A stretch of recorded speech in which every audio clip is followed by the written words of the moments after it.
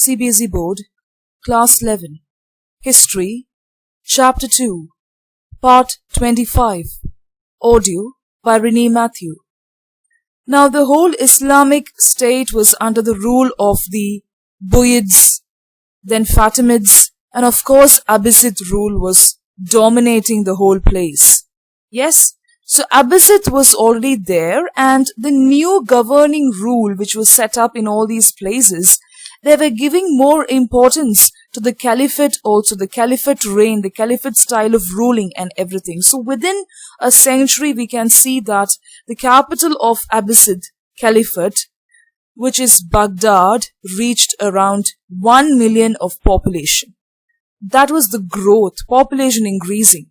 And along these cities were older towns which were once upon a time capitals like Damascus, Isfahan and Samarkand.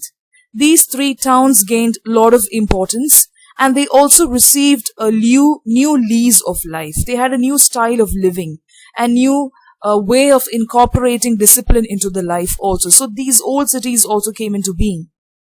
The size and also the population increased, that is surged. It also expanded when production of food grains was increasing. Especially it paved the way for raw material produced such as cotton, sugar, and also for other urban manufactures. So it was sprouting, it was flourishing, there was a lot of growth economically, socially, and also in any other way. A vast network of urban manufacturing sites and everything, population, everything increased and developed. It led one town with another and started forming a circuit. The network expanded and formed a circuit. It developed, it expanded. That is why these two words are very important. The circuit and the way it developed. Now, at the heart of the city, what was happening? They were more interested in two things at the heart of the city.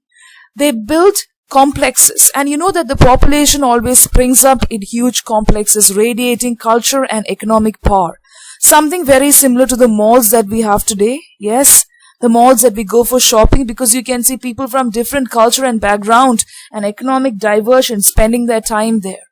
The congregational mosque, which was known as Masjid al-Jami, even now they call it the same. It was really big enough to be seen from a distance, so big and huge and magnificent. Okay? And then there was the central market. I'm talking about the way the people spent time in the malls. That was a similar population or similar kind of diversity which was seen in the marketplace. And marketplace is still called souk. And lot of shops were there in a row. Merchants were also staying there so that they can sell and also stay there. Fanduk, the lodgings where the merchants stayed.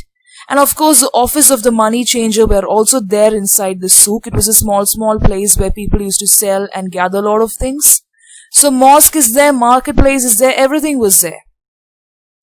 And lot of cities were homes to administrators, and we saw that people from the wealthy family were part of the administration sector.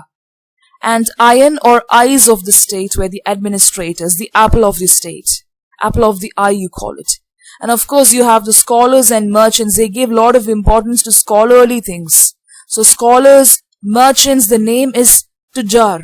They lived very close to the center. So these were the developments. The mosque, the central marketplace, the souk, administrators, the lodgings of the merchants, and how they lived close to the center.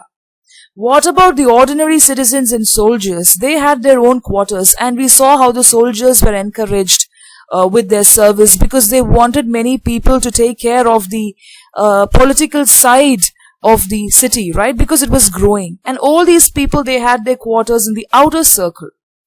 And each circle had their own mosque, church or synagogue. That is a Jewish temple. So whatever belief that you belong to, you can have your own worship place.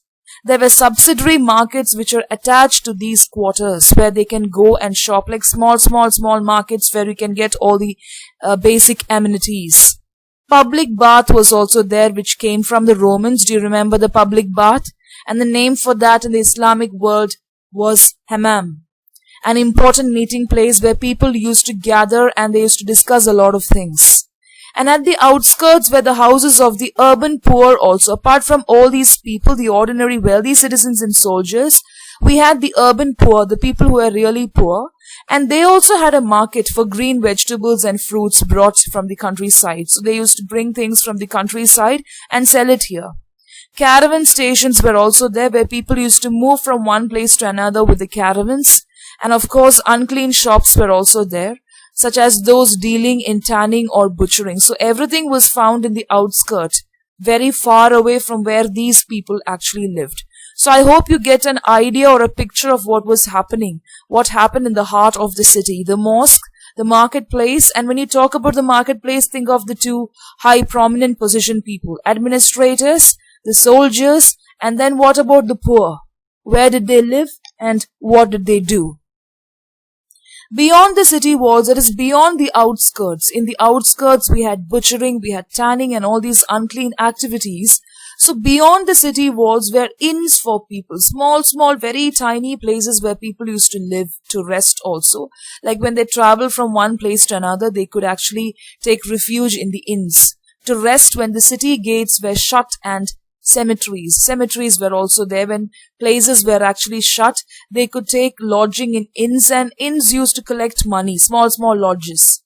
And there were a lot of variations on this typology, the type of life that they lived. You can see a variety in the way they actually spent their life or lived their life. And that was purely dependent on the nature of the landscape, the political traditions and historical events, whatever happened, everything, it was typical of whatever happened throughout the land. So political unification and urban demand for foodstuff was growing, luxuries, everything was growing. People wanted more of everything. They were so interested in the luxury, in the neatness and in the organization part of it. So geography favored the Muslim empire because they were living in a place where irrigation facilities was in plenty. It was like a blessed part of this place. So the geography was really favoring, as if they were blessed, which spread between the trading zones of the Indian Ocean and the Mediterranean. So this huge, vast expanse is very favorable for trade. And for almost 5 centuries, both the Arab and Iranian traders monopolized the maritime trade. They were taking care of it, both Arabs and Iranians, and they were giving much importance to the Iranians. And this kind of maritime trade which happened, the maritime traders actually developed in those times. That was between China, India and Europe. And you should remember, when they go for trade, they will have a nice chance to explore and also go for expedition to China, India and Europe, so that they can see what is really happening there. And through trade only people started conquering. Okay, so these were the 3 reasons for why all these things took place, why people or why the population was increasing.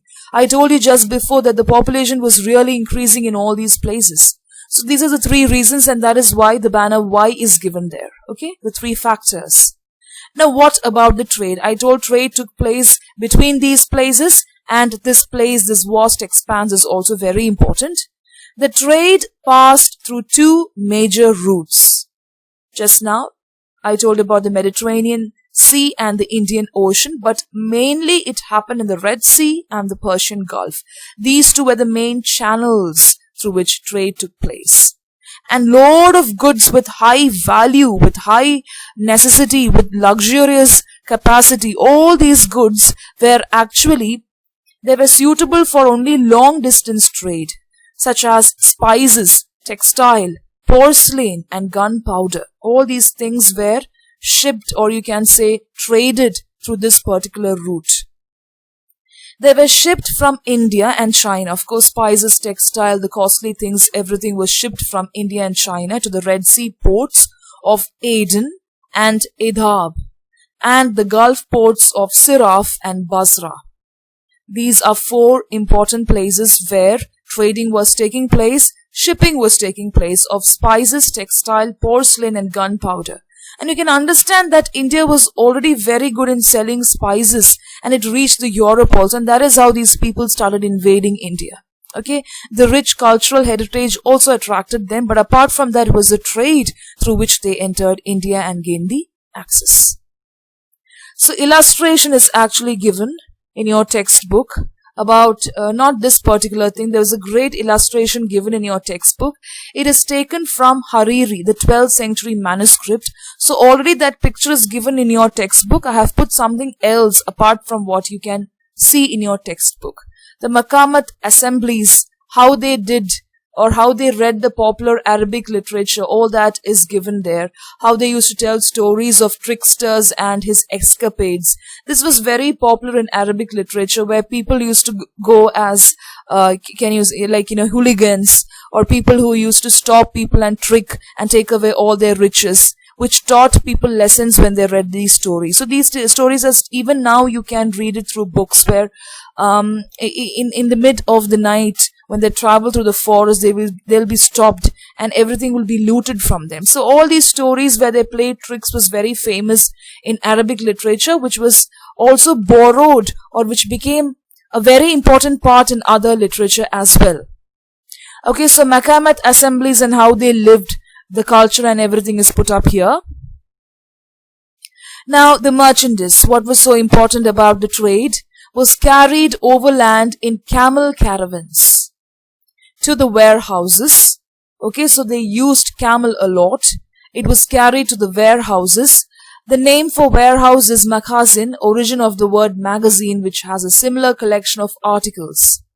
So of Baghdad, Damascus and Aleppo for local consumption or onward transmission. So from here they used to send it for people who really wanted things for local consumption from the warehouses.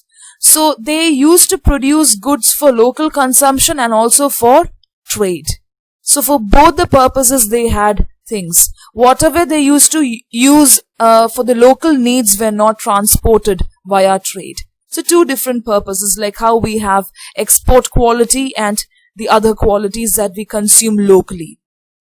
The caravans which were passing through Mecca got bigger. It was bigger, like it is not normal caravans. Whatever went to the warehouse were transported and distributed locally. But the ones which passed Mecca got bigger whenever the Hajj coincided with the sailing season. So whenever there was a season for people to actually trade, and when people went for Hajj, there was a great demand to purchase things from the caravans, because there is no other way. Like in those days, now they have got air flight and all the other technological advancement is there. But in those days, they used to take walk paths. They used to walk, or maybe they used to take long routes to travel from one place to another. So the caravans actually gained importance when they traveled through Mecca. At the Mediterranean, what happened? At the Mediterranean end of these trade routes, exports happened to Europe, that too from the port of Alexandria, and that was handled by the Jewish merchants. Everybody was included in this. All the diverse culture people were included, and some of them traded directly with India also, without taking the sea route through Red Sea and all that. They did direct trade with India also, and that is actually evident through the letters preserved in the Geniza collection. So archaeologists have gone through a particular set of collection known as Geniza, and people were able to understand about the letters that were written to India. They're supposed to use only the sea route, but there were some merchants who went one step ahead to directly have trade with India. So from the 10th century, the Red Sea route gained greater importance, and that was because of the rise of Cairo. Cairo was rising. The capital city was rising as a center of commerce and power, and there was a lot of demand for Eastern goods from the trading cities of Italy. So there was a growing demand. Cairo is one port, and also trading cities of Italy, there were a lot of demand. So Geniza collection is very important, and also the ports also that you can see here. Look at the ports, different ports that is given here. Like for example, to trade with India and China, you have a route, and maritime trade was done in this particular route, Indian Ocean and Mediterranean Sea. Those points are very important. Please don't take these points very carelessly. It is important, okay, so that you will be able to mark the routes and also study it for long answers. Then what about the next route?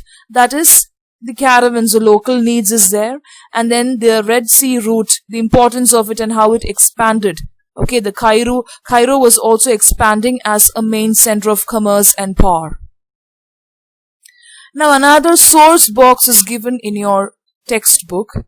In the central Islamic lands, written works were widely circulated after the introduction of paper. That was a great achievement for the people. Papyrus in Egypt was discovered. Paper was actually made from linen, which came from China initially, and all the manufacturing processes was closely guarded secret. Nobody exposed the way they manufactured paper from linen. It was a secret to China at that time. And in 1751, the Muslim governor of Samarkand took 20,000 Chinese invaders as prisoners. He got a chance to get people as prisoners from China, and they were very good in making paper, so he got the secret from them. For the next 100 years, Samarkand paper remained an important export item because he got the technique from China and he made these prisoners produce it. So, Islam actually prohibited monopolies, and paper began to be manufactured in the rest of the Islamic world. They did not want people to just have trade for one person. One person shouldn't be responsible for trade, monopolies. No, it should be like the entire state should be able to take part in the production of this particular material. So it was widely distributed. They believed in distributing the art, okay, instead of monopolizing it. By the middle of the 10th century, it had more or less replaced papyrus. Okay, so it replaced papyrus, the writing material made from the inner stem of a plant that grew freely in the Nile Valley. So first it was papyrus. You remember how they took the reed and the stem from a plant and they wrote on it. So that was actually replaced by what? When they made paper from linen, and that came to us from China. And the governor of Samarkand was really clever enough to get this strategy from the Chinese, and he also started making it within the next 100 years, and that was actually spread across the Islamic world, and everything was shared and distributed because they did not believe in monopoly. So this particular point is important. The source box actually allows you to get a little bit of detail on what you're reading in the main context of the text. When you read the source box, you'll be able to explain it better in relation to the points given in the main context.